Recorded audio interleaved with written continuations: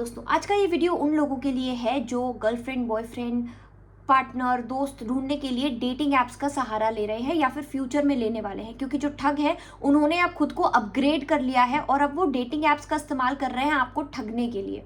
हाल ही में दिल्ली में एक महिला को डेटिंग वेबसाइट पे, डेटिंग ऐप पर मिले एक लड़के ने अपने दोस्त के साथ मिलकर लूट लिया। ठगा नहीं है, लूटा है। लूट मैं इसलिए कह रही हूँ क्योंकि उस महिला के साथ जबरदस्ती की गई, उसके हाथ पैर बांध के, उसके मुंह पे टेप लगाकर, उसके घर में उसके बच्चे होने के बावजूद भी उस महिला के साथ ये सब जबरदस्ती की गई और उससे उसका फोन, गोल्ड और करीब 5,000 रुपए चुरा लिए गए। इनमें से एक शख्स बताया जाता है कि उसका खुद का जिम है दिल्ली में। अब खुद का जिम है, खुद का बिजनेस है, उसके बावजूद भी ये सब चीजें कर रहे हैं। इस तरह के क्राइम ये लोग कर रहे हैं। पता नहीं कितना पैसा इन्हें चाहिए और ये सब करके कितना पैसा ये लोग कमा लेंगे। अब जेल में पड़े हैं, कमाइए पैसा, खाइए, क्या करेंगे उस पैसे का भगवान जाने। तो अगर कोई ऐसा कुछ कर भी रहा है ना और ये वीडियो देख रहा है और किसी तरह का फ्रॉड, ठगी लोगों को परेशान कर रहा है, तो उनके लिए भी एक सबक है कि मतलब क्या क्या मिला अब आपको।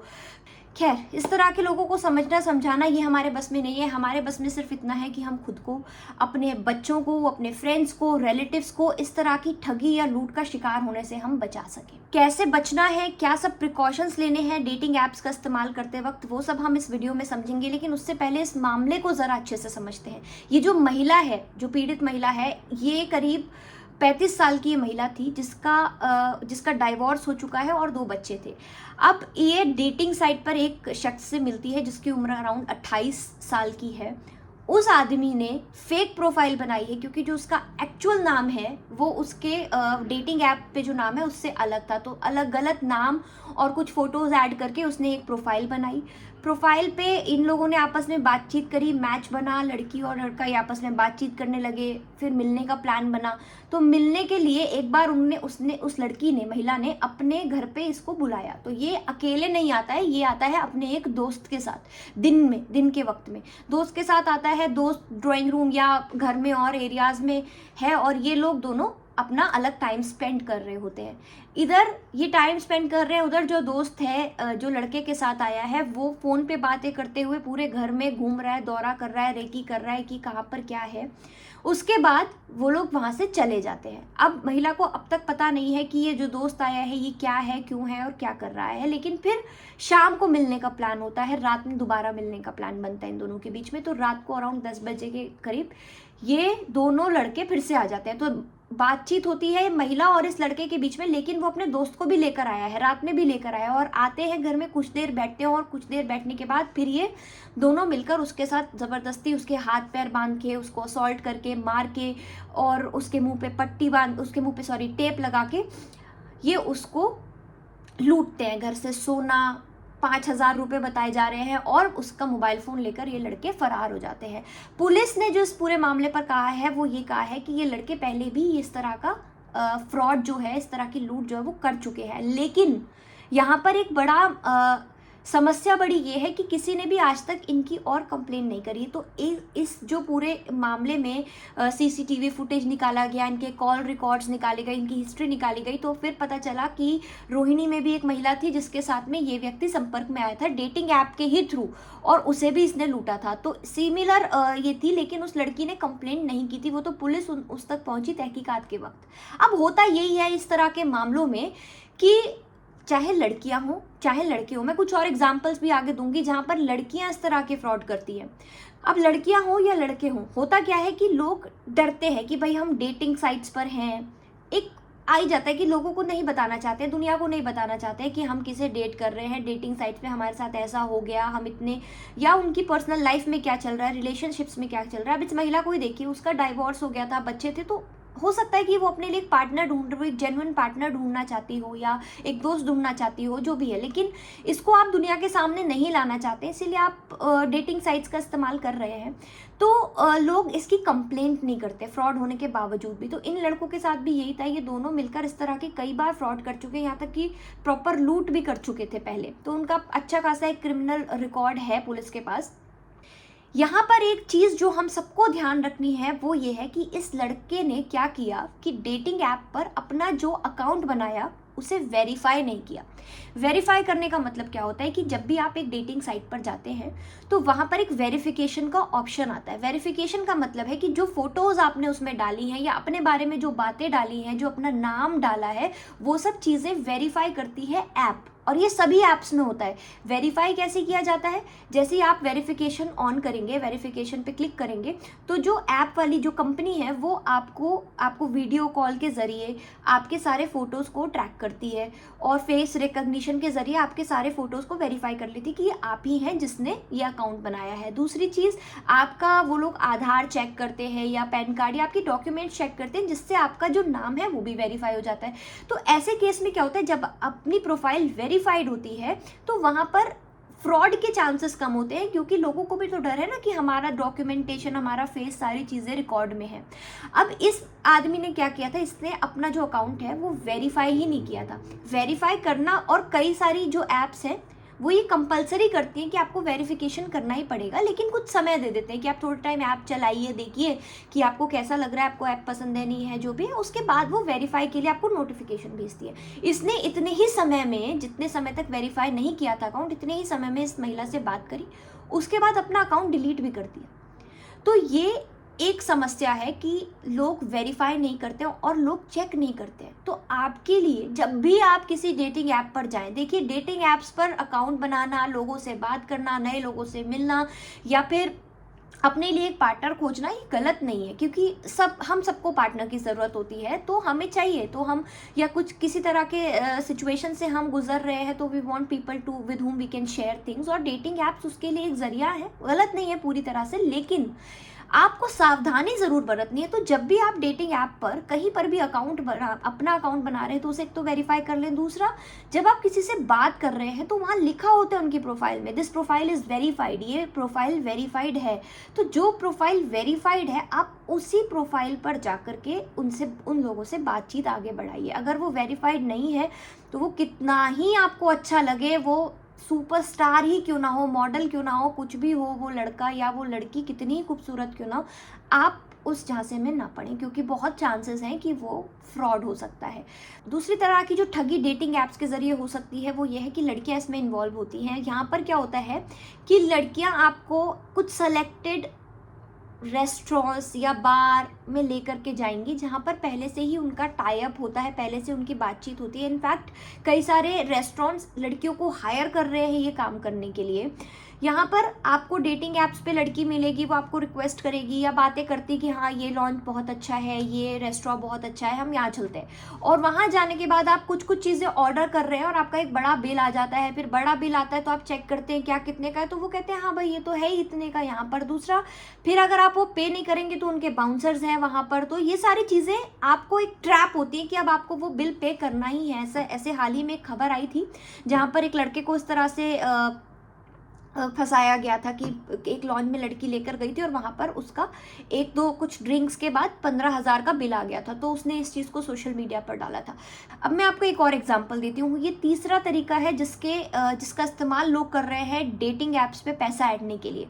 यहाँ पर एक लड़की है, इंडिया में रहती है, और वो जिस लड़के से बात कर रही है डेटिंग ऐप्स पे वो रहता है यूके में, या एटलीस्ट उसने ये कहा है कि वो यूके में रहता है। अब ये लोग बात कर रहे हैं, आपस में लंबी बात हुई है, काफ़ी दिन तक बात होने के बाद एक रोमांटिक रिलेशनशिप इनमें डेवलप हो जाता है। आपस में भाई हम रिलेशनशिप में हैं, रोज़ बातें करना, इमोशंस शेयर करना, और आपके फीलिंग्स पर इतना ज़्यादा कंट्रोल कर लिया जाता है कि अब आपको लगता है वही सब कुछ है, और होगा भी, क्योंकि अगर वो स्कैमर है तो वो आपसे ऐसे ही बात करेगा, बहुत ही अननेचुरल, मतलब ऐसा लगेगा कि आप ही उसके लिए सब कुछ है और वो कुछ भी कर सकते हैं। तो इस तरह की बातें तो होती ही हैं।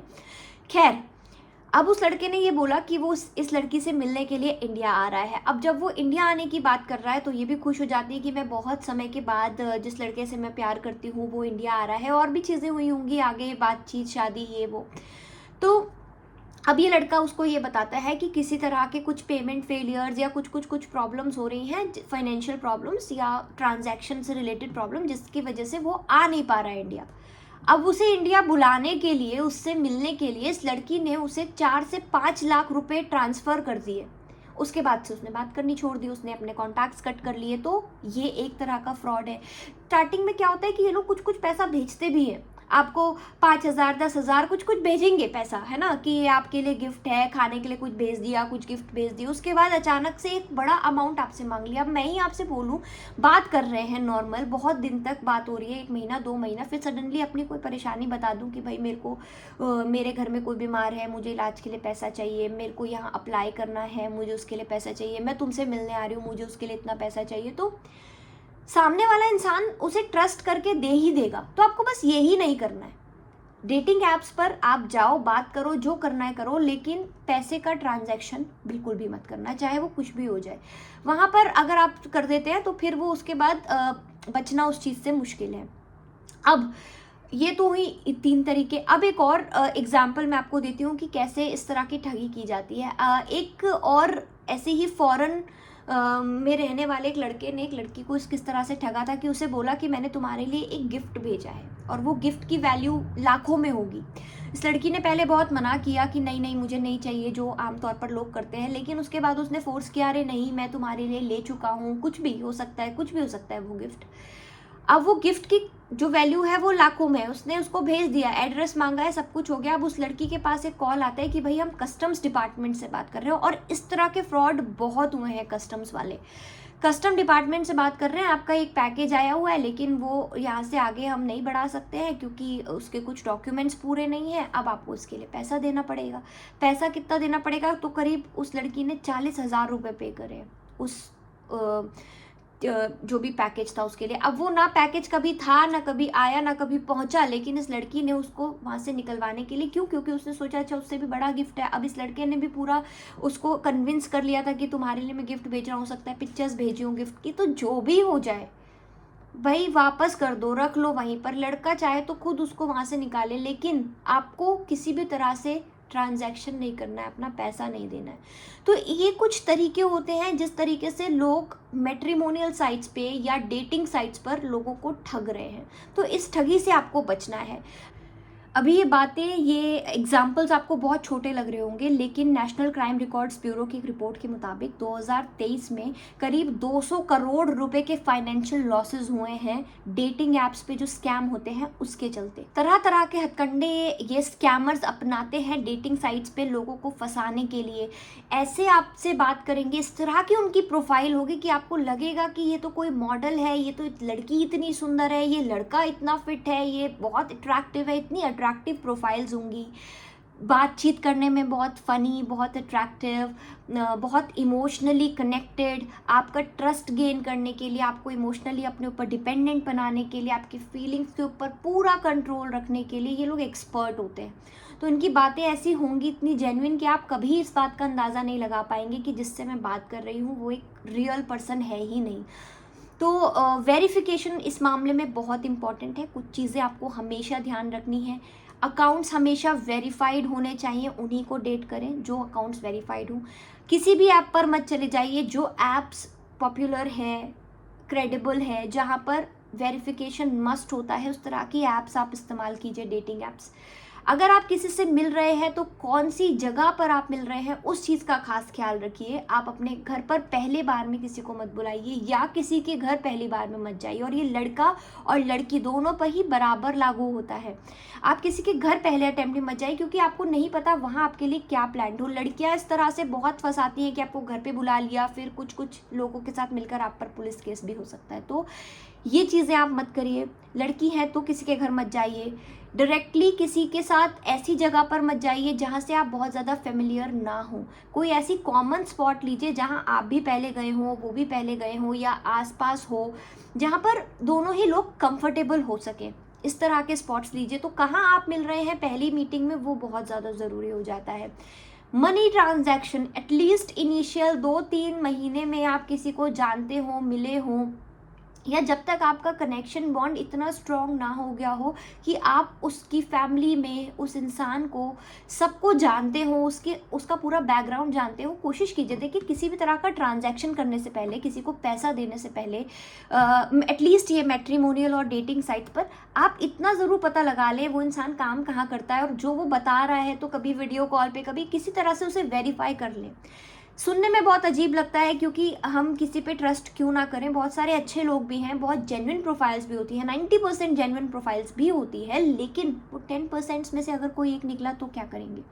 इसलिए कोशिश ये कीजिए कि एक बार वेरीफाई कर लिया, कुछ दोस्तों से बात करी, कलीग से कभी बात करी, उस लड़के ने या लड़की ने आपकी अपनी फैमिली में किसी से बात करा दी, किसी से इंट्रोड्यूस करा दिया, कुछ म्यूचुअल फ्रेंड्स बन गए, आप अच्छी तरीके से समझने लग गए, उनकी पूरे रूटीन को समझने लगे। जब उतना ट्रस्ट बिल्ड हो जाए तो किसी की पैसों से हेल्प करना गलत नहीं है, लेकिन बच के चलिए, क्योंकि कैसे लोग आपको इस तरह से फंसाएंगे, ऐसी इमोशनल स्टोरी सुनाएंगे कि आप चाह कर भी अपने आप को उससे बचा नहीं पाएंगे। तो पैसा किसी तरह से भी, ट्रांजैक्शन किसी तरह से भी मत कीजिए, चाहे किसी की मेडिकल इमरजेंसी हो, चाहे किसी को बिजनेस के लिए चाहिए, चाहे किसी को ट्रैवल के लिए चाहिए, चाहे किसी को कुछ भी तरह की प्रॉब्लम आ जाए, पैसा आप तब दीजिए जब आप उस पर्सन पर कंप्लीटली ट्रस्ट करते हैं, उसको इनसाइड आउट आप जानते हैं, और ये समय के साथ होता है। इनिशियल 1-2 महीने में आप किसी को इतना ज़्यादा नहीं जान पाते हैं।